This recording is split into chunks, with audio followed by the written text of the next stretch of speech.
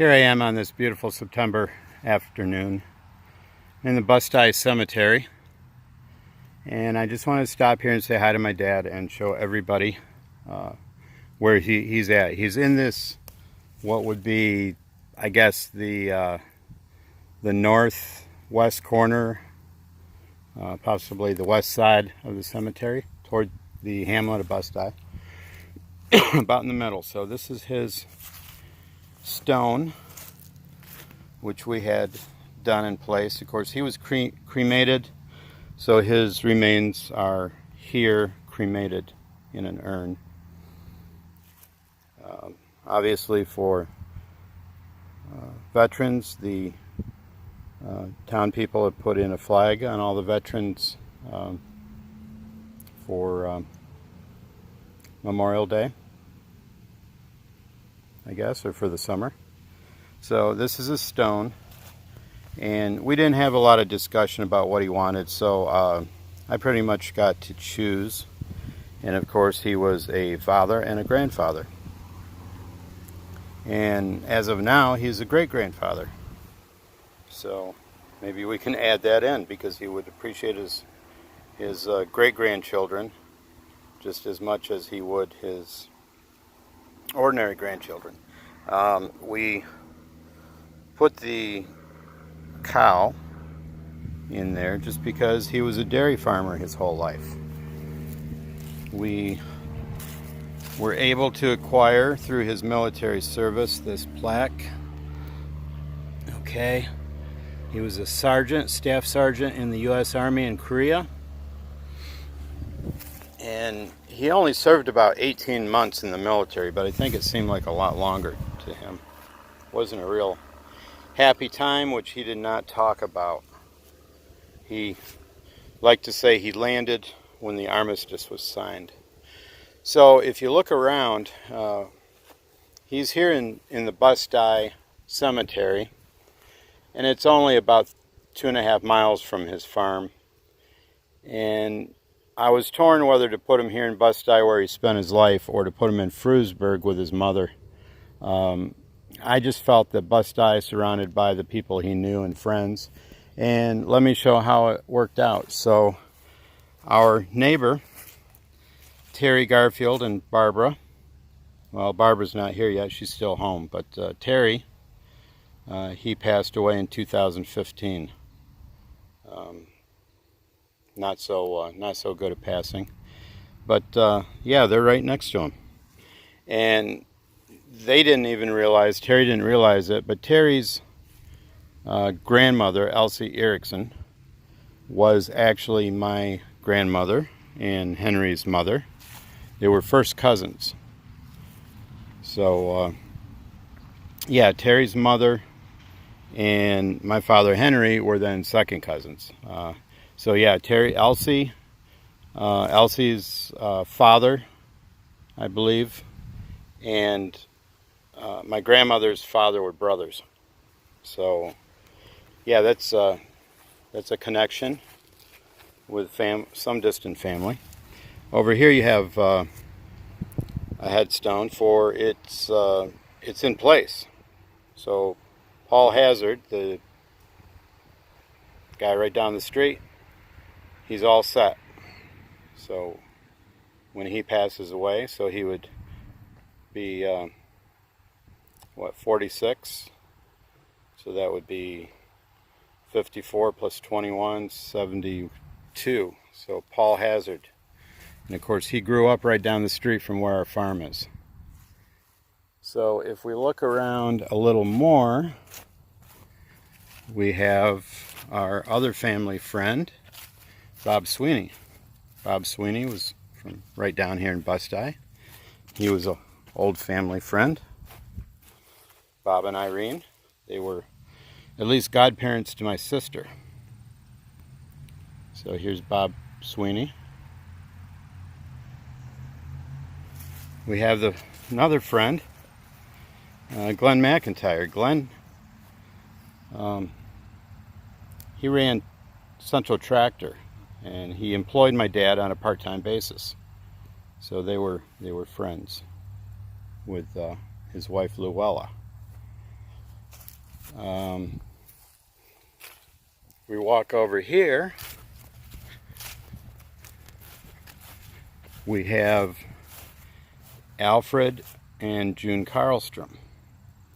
And they, again, were part of that Erickson family. So June was aunt to Terry Garfield. And so they're, a distant cousin. They're Alfred Francisco, passed away in 1983. Over here we have Marilyn and Robert Garfield. And again, Marilyn Erickson was, I guess, a second cousin to my dad. They lived down the road, knew them all their lives. And Bob was always stopping at the house when he was out driving around to say hi. Next, we have Robert and Ellen Erickson. So, Robert, or Bud Erickson, and Ellen, I believe, was also a sister to, or no, I'm sorry, Erickson, yeah. So, Bud Erickson would be the uncle to Terry Garfield. Yeah, so Bud, he was born and raised on the farm in Busti, just below the Hazard farm. It's where the Ericksons were. So if we move on to more friends, right here we have Don and Mildred Hazard. And that's a sad family story, but of course Don Hazard, that's the uncle of our neighbor, Audrey Braley. Yeah, let me see who else we have here. Okay, so the next one we have here just down the row from my father is Marion and Alberta Labart. Marion was a neighbor to my grandmother and my father. He lived on Garfield Road. He lived to be, 2004 would make him, what would it be, 86? And Marion would, he gave me advice on baling hay. I borrowed his hay baler. He was a great friend and neighbor. Alberta, of course, we know was a nurse at WCA Hospital for many years and a 4-H leader. So let's move on to other friends and family. So here we have Dorothy and Harold Hazard. They were the owners of my father's farm where I currently live. They did not live there, they lived in a different house. But yeah, Dorothy and Harold, so they lived on Forest Avenue, and there's a lot of good stories about Harold that are lost. He was a milk peddler. He maintained the sides of the highway. Quite an interesting guy, and he sold the farm to my dad. My dad didn't seek it out. My dad said he picked him up one day and said, "You're going to own this farm. Here's how we're going to do it." So let's move on to the next one. Okay, here's another character in town, Rudisterzenbecker, his wife Diane. Rudy was a character known to a lot of people. I personally didn't know him well, but obviously my dad knew him. I believe his brother owned the trailer park on Garfield Road, which would be right next to us here, Fred Sterzenbecker. And of course, Fred, I believe, would be the grandfather of, the father of Kevin Sterzenbecker, and the grandfather of Dirtworks. So, yeah, so here we have, I wouldn't necessarily say a family friend, but somebody we knew. These are the Wenzels. This is Elaine and Dick Wenzel. Annie Lane and Uncle Dick, my good buddy Chip Rapp. These are his aunt and uncle. They lived down in Lander, and they were owners of the Hatch Patch in Warren. Unfortunately, Uncle Dick had worked in a factory, and he ended up with cancer. Said he used to wash his hands every day in solvent, and they think maybe that had something to do with it. So, of course, Uncle Dick lived to be, 64. And Cousin Scott, I'm not sure where Cousin Scott ended up. I would think Cousin Scott would be nearby, but I don't see him. So maybe he's buried at the farm. Oh, and here is our friends, almost like a second parents to me. So this is Elaine Wenzels. This is her sister, Shirley. And this is my buddy Chip's mom and dad, Shirley and Galen.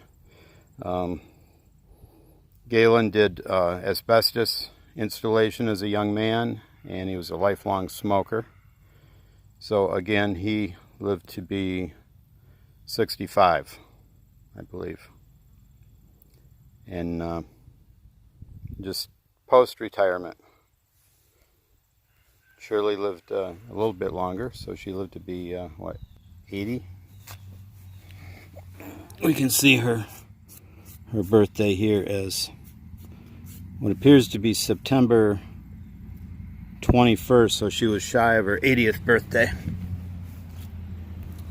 So Galen and Shirley, played cards with them quite often, saw them quite often when I was young, going out with Chip, getting in trouble, so to speak, mostly with Shirley.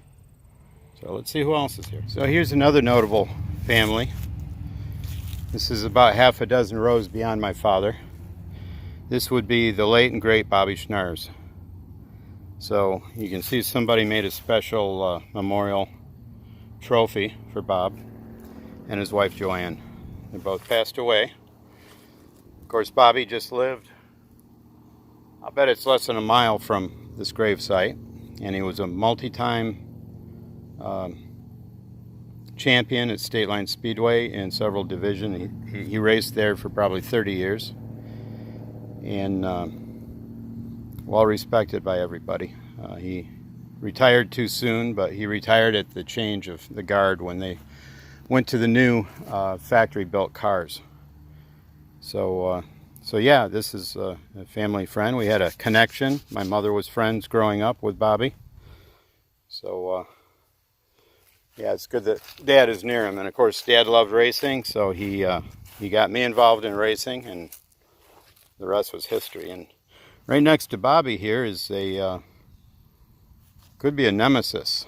So it's listed as Clayton White, 41 to 97. I believe he had a heart attack, if I recall properly.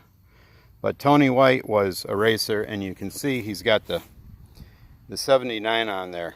And that would be John Schuyler's late model. John would be his son.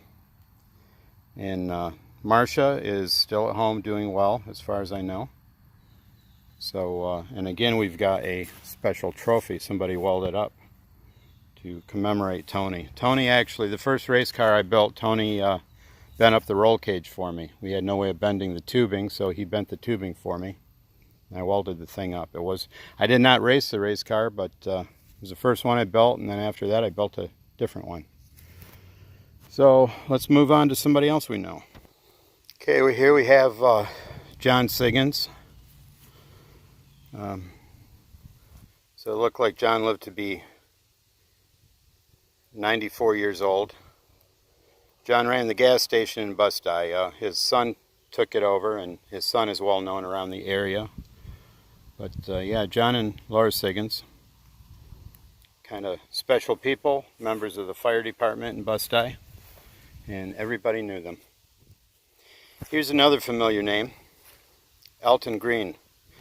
My dad knew him. I never knew the gentleman, but he was another farmer, and of course farmers kind of knew each other, and if you needed something you could go make some kind of deal. So Elton Green is about 10 rows away from Dad. Here's another person that we knew.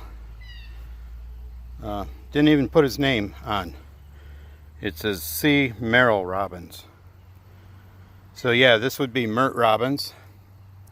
And Mert, I believe he ran the gas station in Busti at one point. Or he ran, maybe it was Hilltop Pennzoil, right at the city line. But anyhow, yeah, Mert Robbins ended up as the broom man. I believe he lived on Creek Road here in Busti. And his son Jesse Robbins went on to the Busti gas station. and he's still running that today, and he's been a long-time town supervisor. So it's another acquaintance of the family. And again, you know, when I was a kid, it seemed like everybody knew everybody in the town. It was a lot smaller, and there's a lot of farmers and service people. So yeah, so I'm going to wrap it up here. So quite a few people in this section of the graveyard, the cemetery. Were known to our family. I'll call them acquaintances. I don't see any familiar names over here. A lot of familiar names in here.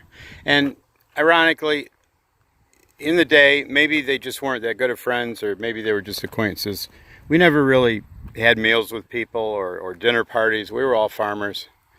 And the interaction was always usually outside in the driveway. So that's kind of just how it was. I think the graduation ceremonies, the weddings were mostly with families back then, smaller groups. I'm talking in the 50s and 60s. But yeah, this is quite interesting, and I hope maybe somebody sees something or they know something that I misspoke of, and you can post below. So thanks for watching, and I'll catch you at the next one.